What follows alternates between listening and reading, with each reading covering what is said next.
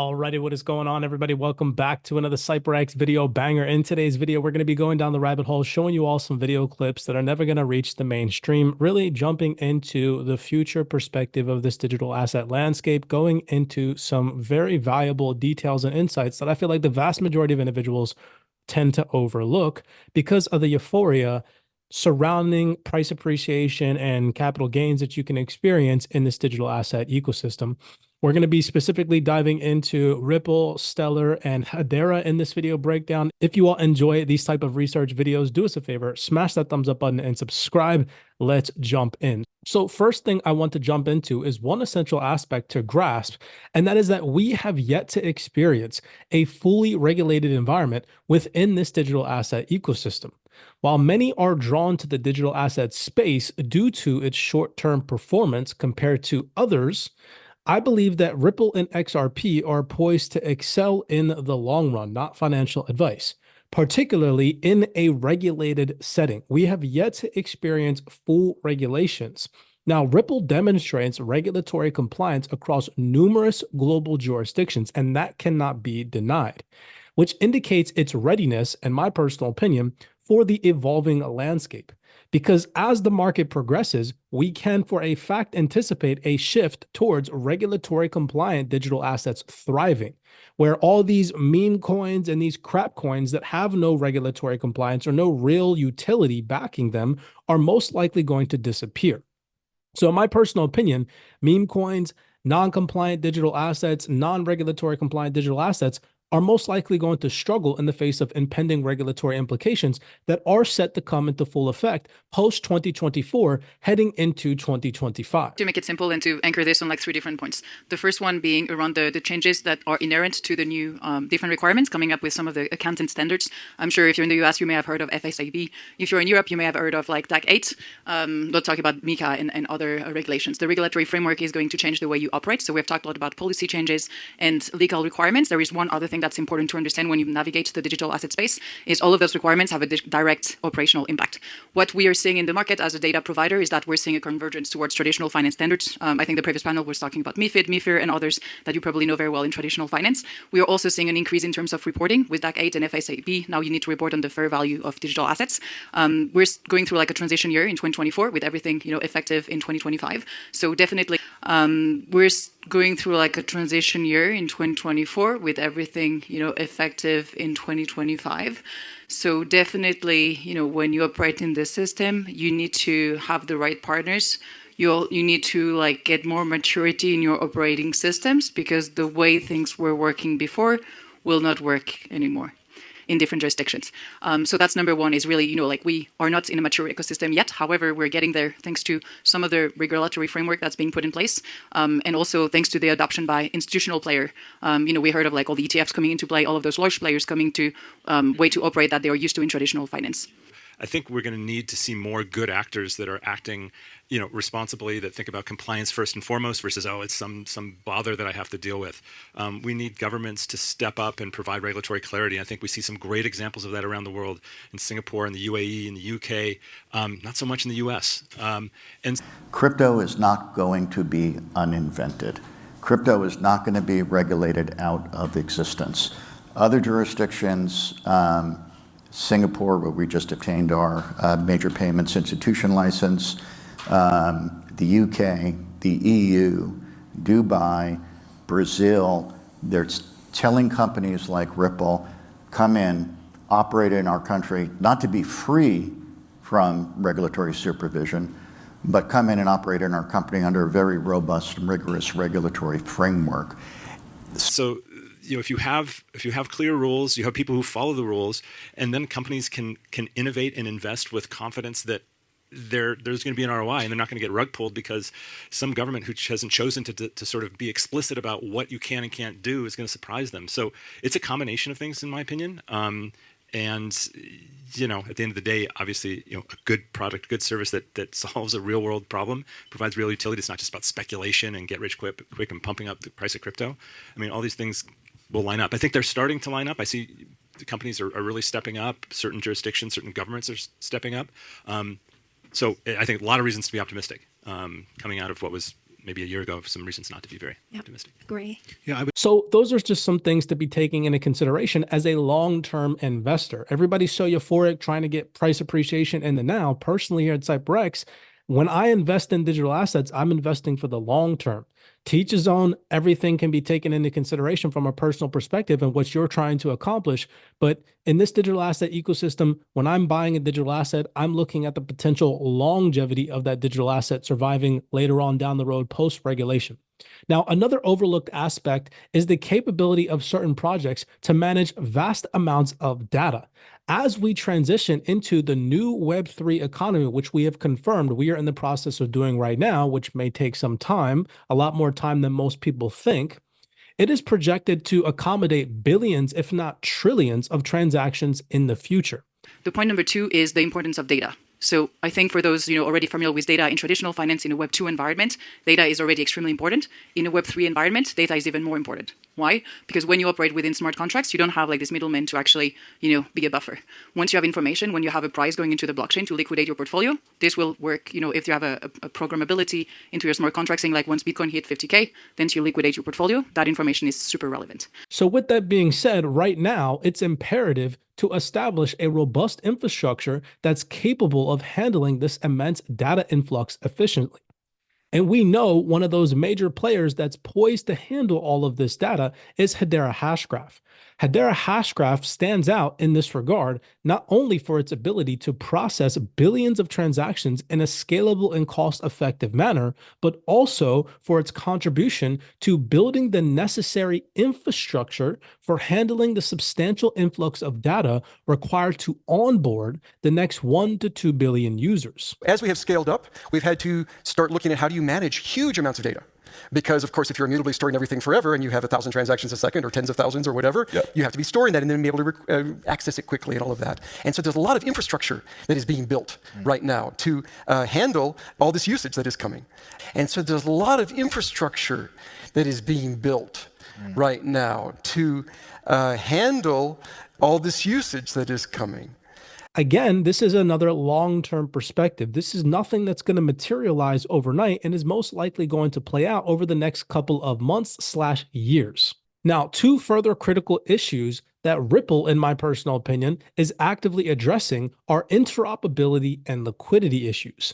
Despite numerous blockchain networks, fragmentation remains a significant challenge in the industry. Increased maturity that we're seeing in the system. I talked about the importance of data. The third part is interoperability. That's a word I'm sure you've heard plenty of times in the past couple of years, but we're not there yet. And Sandra, you pointed out, in the previous panel, it's true, like there is still some challenges, the lack of maturity of the infrastructure. For example, how do you on-ramp and off-ramp liquidity? There are still some challenges like with stablecoin, with like a lot of the banks that it's hard to actually find a partner, financial partner that will accept you to get your money on and off. Today, if you look at the prices, that's one of the things we do quite well. You see that there is actually very little liquidity in Bitcoin. Say, the recognition is no longer niche, the liquidity is still niche. And there's a couple of outlined reasons for that: regulatory, compatibility, user protection in general, usability. Some of these like DeFi protocol, they're quite clunky. And some of these blockchain networks are also fragmented, right? Like there's a lot of interoperability being built, and I believe there will be more interoperability possible through the open sourceness, programmability of these protocols as opposed to TradFi. And so that's definitely, we're at the very early innings, so to speak. We're at the very early innings, so to speak. So I would say like we're seeing growth. If you look at the stablecoin as a financial instrument, for example, 3 years ago, the total market cap was around 5 billion. Now it's like 150 billion. Ripple tackles this problem head on through its XRPL technology, leveraging the digital asset XRP. XRPL facilitates interoperability by enabling seamless transactions across various networks. And as you heard the Ripple representative speaking in that panel discussion, which by the way got taken off YouTube, we were able to record some of that in the CyberX research before it got taken off. You heard the gentleman go on to say that there's still fragmentation amongst different distributed ledger protocol and blockchain protocols, right? So XRPL bridging the gap via fragmentation can really solve a problem in this current market environment. Now, regarding liquidity that both of the panelists mentioned, the ability to seamlessly enter and exit the digital asset ecosystem is extremely paramount. Ripple recognizes this and is actively involved in addressing liquidity challenges. Hint, hint, maybe one of the reasons why they just announced a potential stablecoin development and so on and so forth. Okay. So the long-term potential of this ecosystem should be the real thing grasping everybody's attention. If you want short-term gains, you want a quick fix, learn how to day trade. Investing in this digital asset space is for the long run, for a long-term price appreciation, 2025 and beyond. See, the thing is, the vast amount of individuals tend to overestimate the short term and then they underestimate the long term.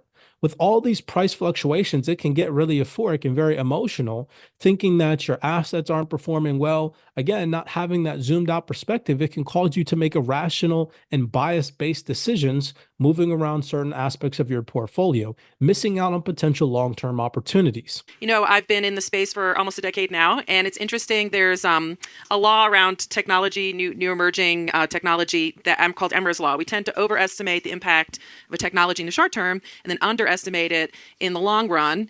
And people tend to overestimate these kind of dynamics, maybe in the short term, but then underestimate it in the long term, which is Now, here at CyberX, one last thing that I want to touch base on is we have mentioned the development of a new payment infrastructure using distributed ledger technology and blockchain along with cryptocurrency.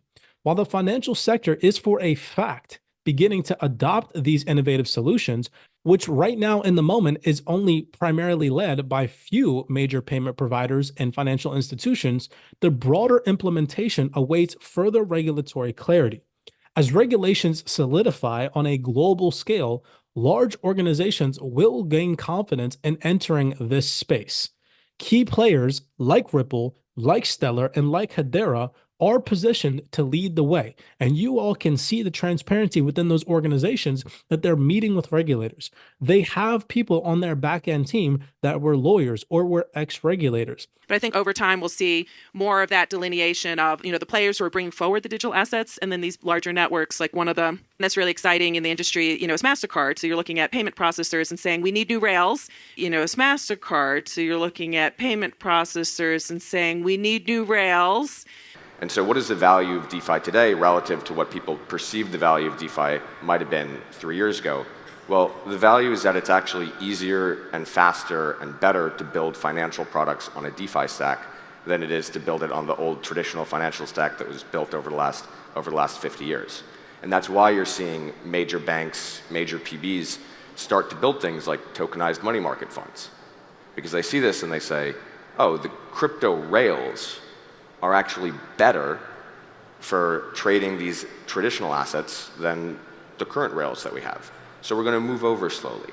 To date, most of the 3 cycles that we've had generally been driven by hype of one way or another, one sort or another, whether it's ICOs, whether it's DeFi, DeFi summer and NFTs. But the fundamental value behind it was always like a step behind because the tech wasn't actually mature enough. So while there is certainly some speculation still in today's markets of, the Bitcoin halving is coming, or people that are trying to move money out of Russia and China, I think for the first time there's a combination of both institutional adoption and regulatory clarity that we're seeing across much of Europe, Japan, Hong Kong, Korea, the US to some degree. So kind of like the regulatory clarity, which is making institutions much more comfortable with delving into real-world assets and the like, but also the technology itself is for the first time ever in a place where I think you can actually build viable applications that are performant, right? So we've solved the scalability problem with various layer 1s and layer 2s. We've reduced the cost to negligible gas fees. We've leveraged account abstraction and the like to make these